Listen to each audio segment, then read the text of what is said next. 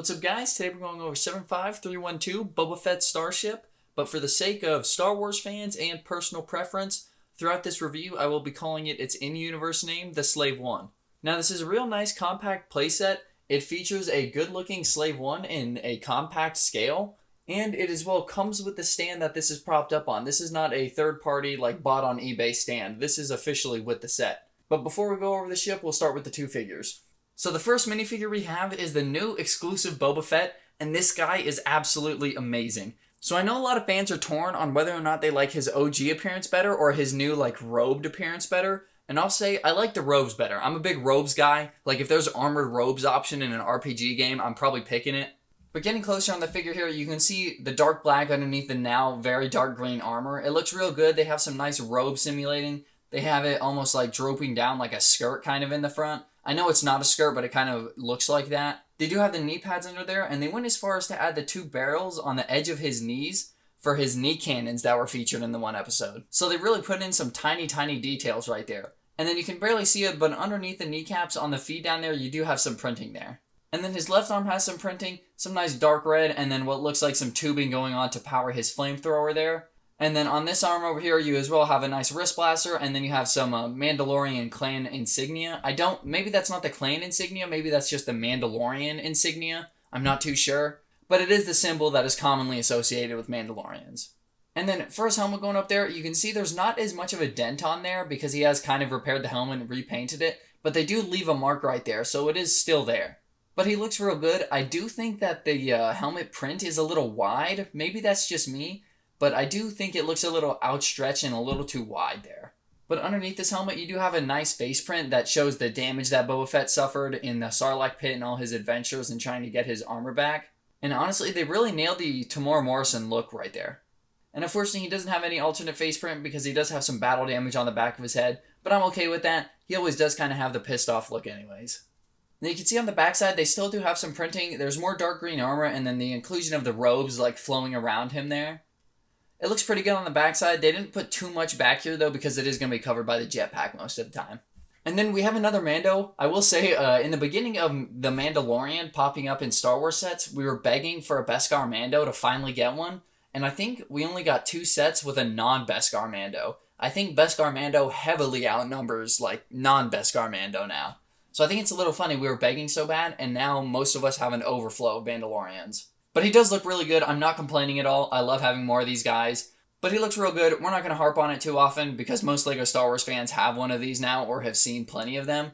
So this is a head-on look at the Slave One, and I'm sorry that the lights cause such a glare on the cockpit piece, but it's a pretty standard cockpit piece that we've been getting for a while now. But you can see going down the center here, these dark green details are actually stickers. These are not prints, unfortunately, but despite these being rounded bricks, they are surprisingly easy to apply. So as I said, we're going down the front. These are stickers, but they aren't actually that difficult to apply. They're surprisingly easy. And then going further down from there, you have the iconic dual blasters on both sides of the Slave One. And then LEGO integrated stud shooters on the side, similar to how they did on the Cloud City miniature Slave One. And the stud shooters actually look pretty good. They blend in pretty well. And the Slave One in universe does have some weapons or some cannons right there. So it all fits together. But even if you did want to take them off, a simple slow brick would fix that up just fine. So going on to the cockpit, you can see I have Boba Fett sitting down facing forward in somewhat of a landed mode. Now LEGO doesn't show any minifigures officially sitting here, but you do have the control panel piece sitting right there, so it makes sense. But for the flying formation of the cockpit or of the entire ship, you do want to have your minifigure sitting up against these studs, and then with the windscreen folded down like this. So then around this cockpit area, you can see the only detail going on this inside area is just the control panel piece, and that's surprisingly enough sitting up and behind your minifigure. So they can't really use it as a dashboard or as any flying controls, but it does help flush out some interior detail like all the controls and the buttons that you see on Star Wars ships.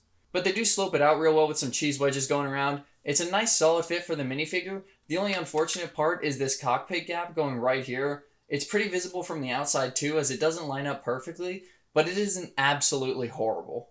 But then going on to the little winglets on the sides and then the entire sloping down of the craft, you can see the arms, or the way that the arms are connected right here. It looks really good. It looks like some actual structural arms. So you'll notice when I'm moving it around, only this portion of the winglets actually move around and fold with gravity.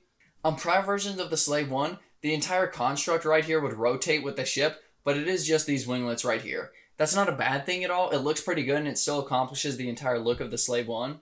But they do add some detail on here. They do have the cheese wedges, some nice angles, some grills going on there. But then they have like the headlights to put some studs on the side there. And both the wings look the same, but they look pretty good and they do fold with gravity. So prior versions of the Slave 1, the tilting portion of the wings were actually pretty heavy. Like the wings themselves were pretty heavy parts of the build. But on this, it's pretty light, so they don't rotate too easily. If they were a bit heavier and you add on a few plates, I'm sure they'll rotate a lot easier with gravity. But because they are so light, it's not affecting it too much, so you sometimes have to give it a little jiggle to get it in the right spot. But then going down to the ship, when it's landed on the ground, it'll look like this, and they slope it all down really well. It almost all perfectly lines up, except for this little portion right here.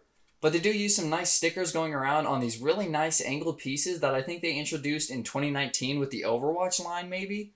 But I do like these nice angled pieces. They do have the stickers going around, and it is on both sides. And then as well, the gray that goes up on the front of the Slave 1 towards the cockpit there.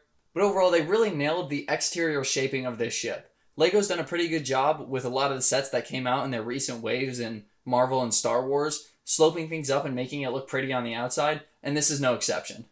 And then even inside the wing well, they don't add too much detail, but they do have the nice grill slow bricks in there, and then just the little bars that stick out of the top of studs. Other than this interior space at the top, you don't have any more minifigure space unless you count the Carbonite Han Solo that sits underneath this rear boarding ramp, a minifigure. I didn't go over him earlier because, it's actually not Han Solo anymore. Never mind. Wow, I'm actually surprised by that. So it makes sense because this is from the Mandalorian timeline, but I'm just so used to the Slave 1 sets having a Han Solo Carbonite, I wasn't ready to see a Gamorrean rather than our boy Solo. So it does actually come with a Gamorrean, those weird pigs seen on Tatooine and Jabba's palace in Carbonite. It's not actually a Han Solo. But this Carbonite figure does just fit below the boarding ramp right here, and then it tilts right back on down, and then it slopes out real neat there. Going inside there though, there's nothing else. It does expose some of the Technic structure and then the underside of these bricks and plates here. But the little extra build that doubles as a small vehicle and a stand for the Slave 1 is exactly what I just said. It's a small vehicle that is like a utility craft to haul around some cargo or ships, like kind of a tug. So you can sit or stand a minifigure in here, and they do have like 2 pilot yokes or like throttles to help control the little craft.